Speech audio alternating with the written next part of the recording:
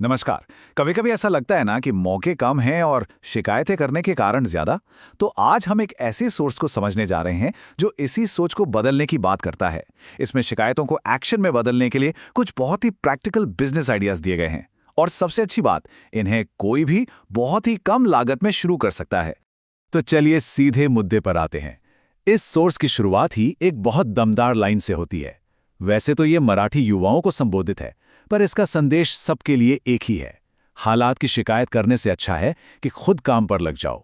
ये एक तरह से आत्मनिर्भर बनने के लिए सीधी सी पुकार है। हाँ, ये सवाल तो सबसे बड़ा है। अक्सर लोगों के मन में यही बात अटक जाती है कि आखिर पहला कदम उठाएं तो उठाएं कहां से। काम करने का मन तो है, पर रास्ता कौन दिखाए। तो बस इसी सवाल का जवाब देने के लिए सोर्स हमें एक नई शुरुआत का रास्ता दिखा रहा है।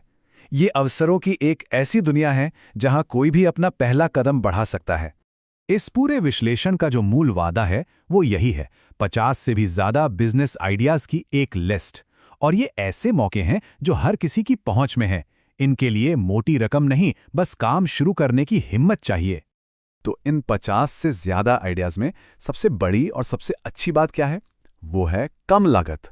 तो चलिए अब देखते हैं कि इन बिजनेस को शुरू करने के लिए असल में कितने पैसों की जरूरत पड़ सकती है, क्योंकि यही तो सफलता की असली चाबी है। जी हाँ, बिल्कुल सही सुना। सिर्फ 1,000 रुपए से लेकर 25,000 रुपए तक। इस सोर्स के मुताबिक इतने कम पैसों में भी अपना काम शुरू करना पूरी तरह से मुमकिन है। ये दिखाता है कि बिजनेस शुरू करने के लिए पैसों से कहीं ज्यादा हिम्मत और सही आइडिया की जरूरत होती है। चलिए अब पहली कैटेगरी देखते हैं, और ये वो कैटेगरी है जिसकी डिमांड कभी कम नहीं होती। खाने पीने का बिजनेस। कहते हैं ना, ये एक ऐसा काम है जिसमें मंदी कभी नहीं आती। यहां देखिए कितने सारे ऑप्शन हैं। एक छोटी सी चाय की दुकान से लेकर घर से चलने वाली टिफिन सर्विस तक, हर तरह के मौके हैं। और इन सब की सबसे खास बात यह है कि इन्हें बहुत छोटे लेवल पर आसानी से शुरू किया जा सकता है। अब जरा इस स्लाइड पर दिए गए गणित को देखिए, ये बहुत दिलचस्प है।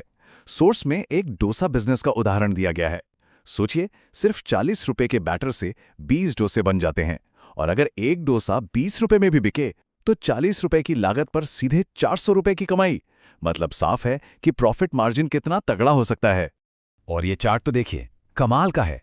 सोर्स के हिसाब से चाय कॉफी के बिजनेस में तो लागत का 5 गुना तक मुनाफा हो सकता है। वहीं दाबेली में 4 गुना और पानी पूरी में 3 गुना तक कमाने का मौका है।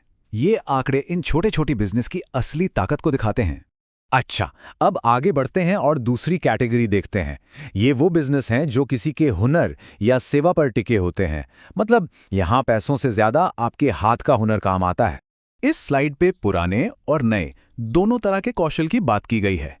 एक तरफ प्लम्बिंग जैसा ट्रेडिशनल काम है जिसमें रोजाना 1,000 रुपए तक कमाए जा सकते हैं, तो दूसरी तरफ पेस्ट कंट्रोल जैसी नई सर्विस है जिसकी शहरों में, खासकर गर्मियों में, बहुत ज्यादा डिमांड रहती है।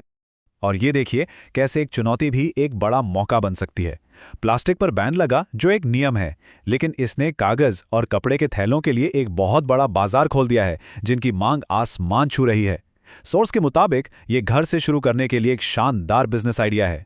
इसके अलावा भी कई रास्ते हैं, जैसे योग सिखाना, या बच्चों की देखभाल के लिए एक छोटा सा क्रैच खोलना, या फिर बचे हुए कपड़ों से बच्चों के लिए कुछ क्रिएटिव बनाना। ये सारे काम हुनर और थोड़ी सी मेहनत से आराम से शुरू हो सकते हैं। अब आती है हमारी तीसरी कैटेगरी, ट्रेडिंग, यानी होलसेल में सामान खरीदकर उसे रिटेल में बेचना। यह बिजनेस का सबसे सीधा और शायद सबसे पुराना मॉडल है। ये टेबल इस मॉडल को बहुत अच्छे से समझा रहा है। सुबह सुबह मंडी से सब्जियां खरीदकर अपने मोहल्ले में बेचना, या मुंबई के दादर जैसे होलसेल मार्केट से कपड़े लाकर घर से बेचना। फंडा सिंपल है, कम दाम पर खरीदो और अपना मुनाफा जोड़कर बेच दो। यहाँ एक और बड़ा ही मजेदार उदाहरण है। सोर्स बताता है कि एक नारियल पानी अगर 22 रुपए में खरीदा जाए तो उसे 40 रुपए तक में बेचा जा सकता है। मतलब हर नारियल पर सीधा सीधा 18 रुपए का मुनाफा। ये दिखाता है कि सही जगह पर एक छोटा सा प्रोडक्ट भी कितना अच्छा मार्जिन दे सकता है। तो इन सभी आइडियाज के बाद अब हम इस विश्लेषण के सबसे जरूरी हिस्से पर पहुंचते हैं। देखिए, सोर्स का मकसद सिर्फ बिजनेस आइडियाज की लिस्ट देना नहीं, बल्कि उस सोच को जगाना है जो एक्शन लेने पर मजबूर कर दे। इसका असली संदेश यही है कि हर कोई एक कदम आगे बढ़ा सकता है। सोर्स का अंत इस बहुत ही शक्तिशाली और सीधी बात से होता है। अगर सही लगे तो अपनाओ, नहीं तो छोड़ दो। लेकिन सबसे जरूरी बात यह है कि रुकना नहीं है, कदम आगे बढ़ता रहना चाहिए। ये अपनी पसंद चुनने और आगे बढ़ने की आज़ादी का संदेश है। तो सोर्स के इन तमाम आइडियाज को देखने समझने के बाद असली सवाल तो यही बचता है कि इनमें से कौन सा विचार अब एक्शन में बदलेगा। सोचने वाली बात बस इतनी है कि पहला कदम क्या होगा।